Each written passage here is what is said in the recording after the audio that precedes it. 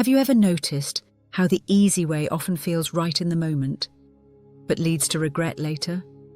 Jesus said that the road to real life isn't the easy one. Hi friends, welcome back to Words for Living, where we explore biblical truth for everyday life. Today we're talking about something that goes against our culture's grain, choosing the narrow path. In a world that celebrates comfort and convenience, Jesus calls us to follow him even when it's hard.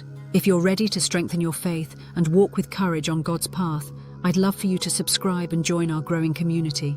To anchor today's message, let's look at the words of Jesus himself. This passage may be familiar, but when we slow down and really take it in, it invites us into a deeper, more intentional walk with him. Matthew 7:13-14, ESV.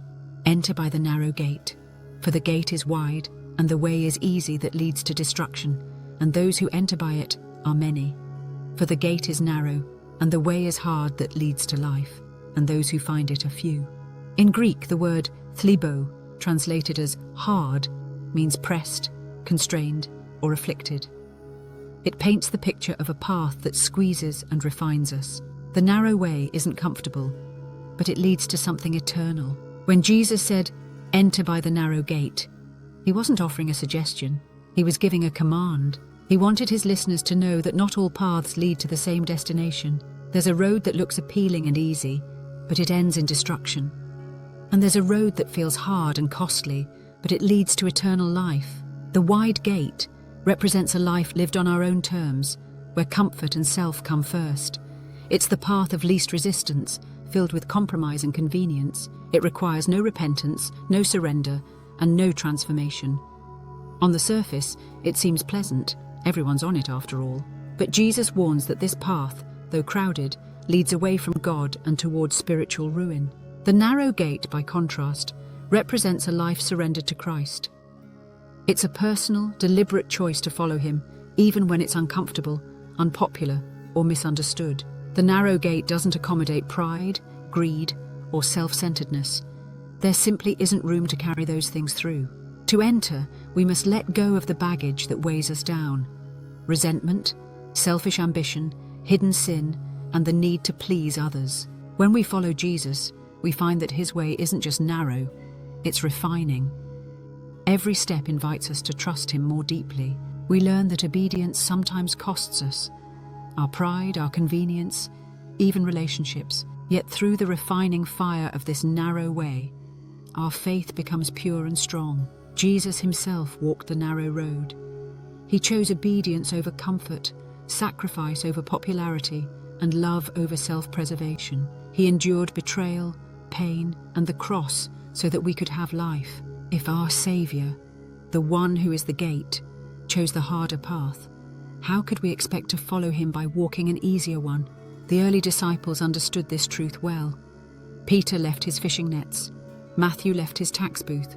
Paul left status, reputation, and wealth to follow Christ.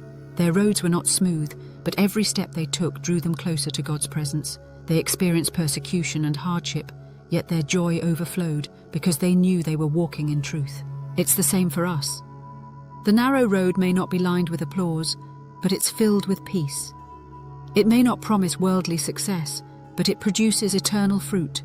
It's a path that transforms us from the inside out, molding us into the likeness of Jesus.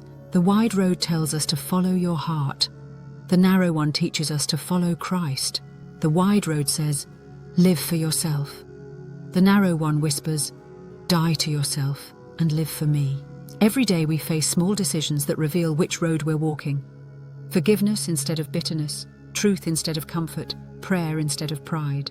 These are the quiet, unseen moments where faith is forged. And though the road may feel lonely, Jesus walks every step with us, guiding, strengthening, and reminding us that the narrow way leads home. Following Jesus will sometimes mean walking against the crowd, making hard choices and saying no to what feels easy. But the narrow path is where you'll find lasting peace, purpose, and freedom.